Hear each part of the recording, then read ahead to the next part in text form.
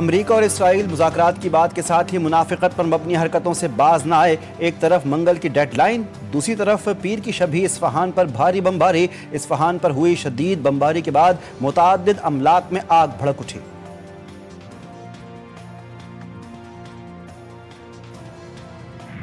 I was told flying and in daylight, I think we flew 7 hours over Iran, and that's a long time, over unbelievably hostile territory where they have nothing but weapons. We took out their anti-aircraft, which is great.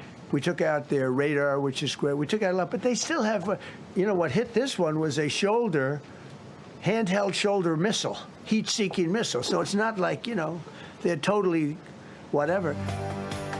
امریکی صدر کا ایران کی جنگی صلاحیتوں کا اعتراف۔ ایران میں کندھے سے داغے جانے والے میزائل نے امریکی جنگی طیارہ مار گرایا۔ ٹرمپ نے ایران میں امریکی طیارہ گرنے کی تصدیق کر دی۔ وائٹ ہاؤس میں پریس کانفرنس کرتے ہوئے کہا، ایرانی میزائل نے امریکی ایئر فورس کا F-15E طیارہ تباہ کیا۔ اپنا ہرمز کا دوبارہ کھل جانا بڑی ترجیح ہے۔ ایران سے جوہری معاہدہ ختم کیا تو سب نے تنقید کی۔ معاہدہ اس لیے ختم کیا کہ ایران جوہری ہتھیار حاصل کر رہا تھا۔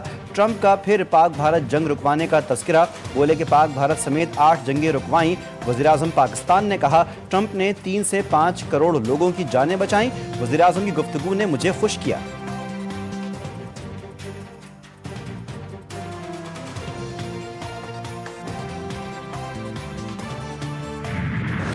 دھمکی پر دھمکی، پریس کانفرنس پر پریس کانفرنس۔ امریکن صدر شدید ہجانیت کا شکار، ایک اور احمقانہ بیان دے دیا۔ کہا کہ ایک رات میں ایران کو تباہ کر دیں گے، شاید وہ رات کل کی ہو سکتی ہے۔ ٹرمپ نے ایران سے امریکی پائلٹ کو دن کی روشنی میں نکالنے کا دعویٰ بھی کر دیا۔ کہا کہ ایک پائلٹ کو واپس لانے کے لیے 200 فوجیوں نے آپریشن کیا۔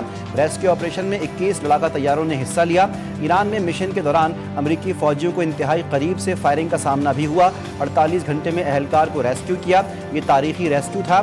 ایران میں پھنسے فوجی افسر نے اپنی پیشہ ورانہ تربیت پر عمل کیا۔ ٹرمپ نے مضحکہ خیز گفتگو میں کہا، اپنے دونوں طیارے اس لیے تباہ کیے تاکہ دشمن کے ہاتھ نہ لگیں۔ ایران کو جوہری ہتھیار بنانے سے روکا۔ تنازع ختم کرنے کے لیے ایران کو کئی مواقع دیے۔ ہم نے رجیم چینج کر لی ہے اور اب ایران میں اعتدال پسند ہیں۔ امریکی صدر نے ایران جنگ مخالفین کو بیوقوف قرار دے دیا۔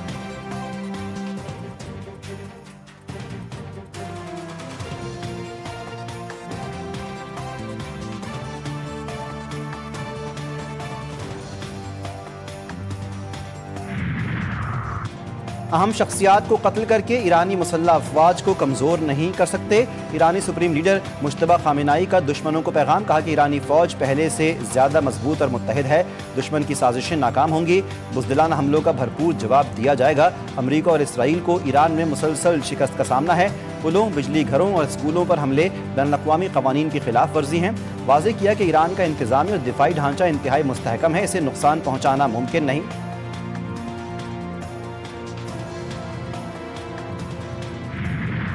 ایران کا عارضی جنگ بندی کے بدلے آبنہ ہرمز کھولنے اور ڈیڈ لائن قبول کرنے سے انکار۔ ایرانی وزیر خارجہ کا مستقل جنگ بندی پر اصرار۔ عباس عراقچی نے کہا، امریکی حملوں پر ایرانی جواب اب خطے تک محدود نہیں رہے گا۔ ٹرمپ کی دھمکی جنگی جرائم اور نسل کشی کو معمول قرار دینے جیسی ہے۔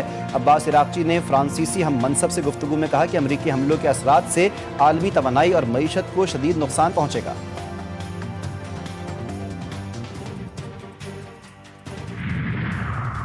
نئے ایرانی نظام کو چیلنج کرنے کی کسی بھی کوشش کا فوری اور فیصلہ کن جواب دیا جائے گا۔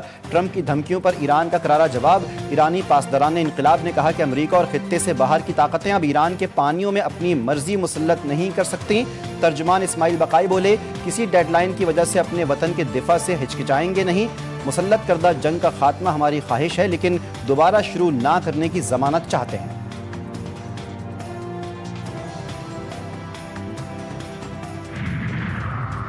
امریکہ اور اسرائیل کے ایران کے 12 شہروں پر حملے، 34 افراد شہید، بچے بھی شامل۔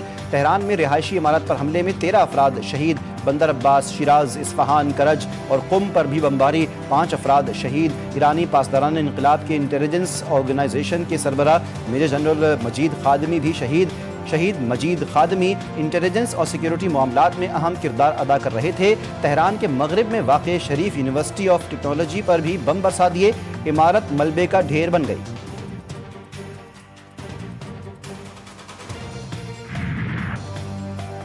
امریکی اور اسرائیلی اہداف ایران کے نشانے پر نئی لہر کے تحت امریکی اور صہیونی کمانڈ آپریشنل، لاجسٹک اور صنعتی اور عسکری تنصیبات کو نشانہ بنایا گیا۔ صہیونی رجیم سے منسلک کنٹینر جہاز SDN-7 پر حملہ، جہاز میں آگ بھڑک اٹھی، جہاز کو پیچھے ہٹنا پڑ گیا۔ تل ابیب، حیفا اور بیر السبا سمیت مختلف علاقوں پر بھی حملے۔ پاسداران انقلاب کے بیان میں کہا گیا UAE اسرائیل کے مشترکہ ڈرون مرکز اور علی السالم بیس پر بھی میزائل داغے گئے۔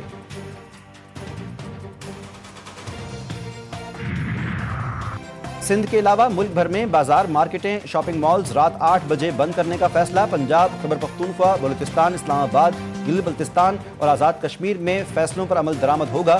وزیراعظم کی زیر سربراہی پیٹرولیم مصنوعات سے متعلق اجلاس۔ روزمرہ استعمال کی اشیاء کی دکانیں، ڈپارٹمنٹل سٹورز رات 8 بجے بند ہوں گے۔ بیکریاں، ریسٹورانٹس، تندور اور کھانے پینے کی دکانیں رات 10 بجے بند کرنے کا فیصلہ۔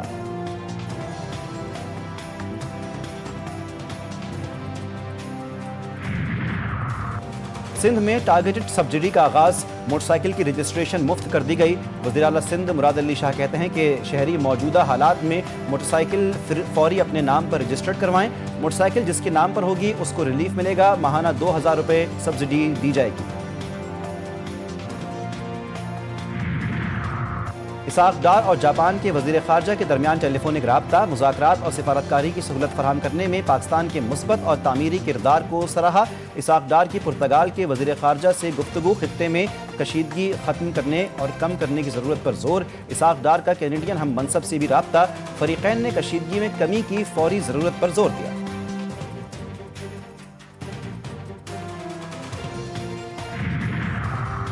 ٹرمپ کے ایران مخالف بیان پر سینئر امریکی پولیٹیشنز نے ٹرمپ کو پاگل قرار دے دیا۔ 25ویں ترمیم لاگو کر کے صدر کو ہٹانے کا مطالبہ۔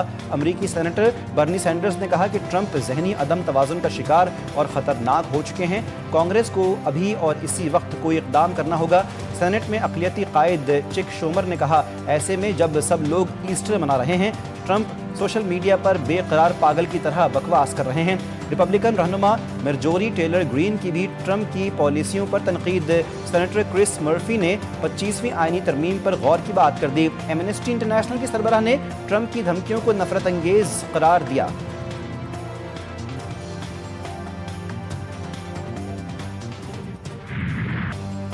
ایران میں بمباری کے باعث ہرمز سے تیل کی چین متاثر ہوئی۔ خطے کی صورتحال نے سب کو اپنی لپیٹ میں لے رکھا ہے۔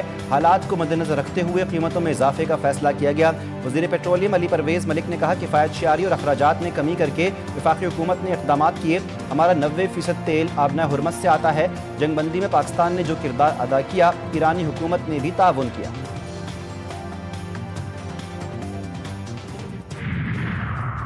بچت کے لیے ماحول دوست گاڑیوں کے استعمال کو فروغ دینا ہوگا۔ پیٹرولیم مصنوعات کی قیمتیں عالمی سطح پر مسلسل بڑھ رہی ہیں۔ اسلام آباد ٹریفک پولیس کی جانب سے ماحول دوست گاڑیوں کا استعمال خوش آئند ہے۔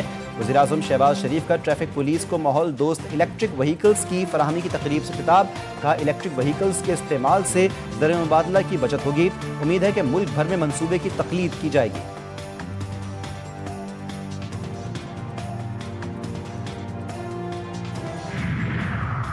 حکومت کا پیٹرول پمپس پر ڈیجیٹل فیول مینجمنٹ سسٹم نافذ کرنے کا فیصلہ۔ شہریوں کو ذاتی گاڑیوں کے لیے پیٹرول کا کوٹا مقرر کیا جائے گا۔ پمپس پر موبائل فونز کی فراہمی کی تیاری مکمل۔ وزارت IT نے پیٹرول پمپس پر فراہم کرنے کے لیے موبائل فونز کی جانچ مکمل کر لی۔